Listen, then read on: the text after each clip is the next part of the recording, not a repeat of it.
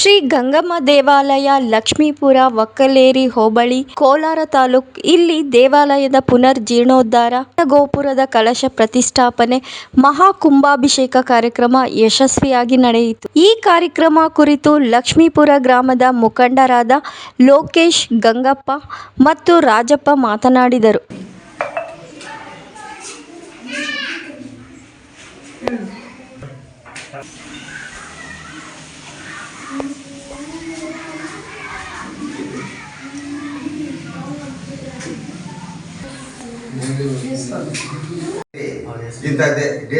ನಮ್ಮ ಹೆಸರು ಗಂಗಪ್ಪ ಅಂತ, ನಮ್ದು ಲಕ್ಷ್ಮೀಪುರ.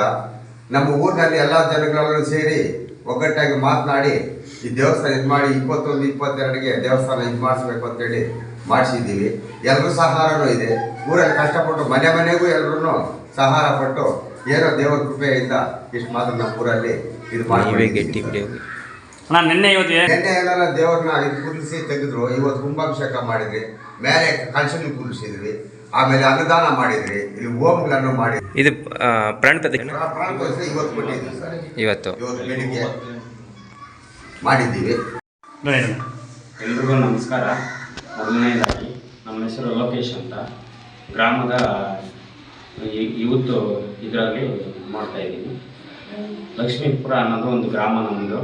ಕೋಲಾರ ತಾಲೂಕಿನ ಒಕ್ಕಲೇರಿ ಹೋಬಳಿಯ ಲಕ್ಷ್ಮೀಪುರದಲ್ಲಿ ಪುರಾತನ ಒಂದು ಗಂಗಮ್ಮನ ದೇವಸ್ಥಾನ ಸುಮಾರು 40 ವರ್ಷಗಳಿಂದ ಸ್ವಲ್ಪ ಹಂಗೆ ಕುಂಠಿತವಾಗಿತ್ತು. ಮತ್ತು ಊರಲ್ಲಿ ಹಿರಿಯರು ಮತ್ತು ಯೂತ್ ಏನಿದ್ದಾರೋ ಅವರೆಲ್ಲ ಸೇರಿಕೊಂಡು ಸ್ವಲ್ಪ ಆ ದೇವಸ್ಥಾನನ ಒಂದು ಅಭಿವೃದ್ಧಿಗೆ ತಂದು ಒಂದು ಸಹಾಯ ರೀತಿಯಲ್ಲಿ ಎಲ್ಲರ ಹತ್ರ ಸ್ವಲ್ಪ ಸಹಾಯ ತಗೊಂಡು ಗ್ರಾಮದ ಇದುವರೆಗೂ ಯಾವುದೇ ಒಂದು ರಾಜಕೀಯ ವ್ಯಕ್ತಿ ಆಗಲಿ ಬೇರೆಯವರ ಯಾವುದೇ ಇದರಲ್ಲಿಂದ ಯಾರ್ದು ಸಹಾಯ ಇಲ್ಲದೆ ಗ್ರಾಮದ ಎಲ್ಲ ಅವರ ಶ್ರಮಪಟ್ಟು ದೇವಸ್ಥಾನವನ್ನು ಸುಮಾರು ಒಂದು 5-6 ವರ್ಷದ ಹಿಂದೆಯಿಂದ ಈ ಮಟ್ಟಿಗೆ ನಾವು ತಂದಿದ್ದೀವಿ.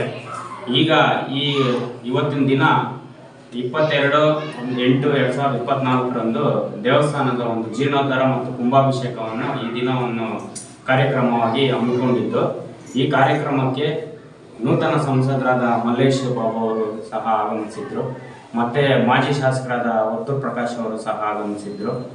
ಈಗ ಮತ್ತೆ ಪ್ರೆಸೆಂಟ್ ಈ ದೇವತಾ ಕಾರ್ಯದಲ್ಲಿ ಮುಖಂಡರಾದ ಮುನಿ ವೆಂಕಟಪ್ಪ, ಗಂಗಪ್ಪ, ವೆಂಕಟಮುನಿಯಪ್ಪ, ಮುನಿಕೃಷ್ಣ, ಸಿ ರಾಜ, ಶ್ರೀರಾಮಪ್ಪ, ಜಿ ಪ್ರಕಾಶ್, ವಿಜಯಕುಮಾರ್, ಲೋಕೇಶ್, ವೆಂಕಟಮುನಿ, ನಾರಾಯಣಸ್ವಾಮಿ, ನಾಗರಾಜ್, ನವೀನ್, ಅರುಣ್ಕುಮಾರ್, ಗಣೇಶಪ್ಪ, ರಾಮು, ರವಿಕುಮಾರ್, ವೆಂಕಟೇಶ್, ವೆಂಕಟಮುನಿಯಪ್ಪ, ಎಂ ಶ್ರೀನಿವಾಸ್, ಪ್ರದೀಪ್ ಮತ್ತು ಗ್ರಾಮಸ್ಥರು ಇದ್ದರು.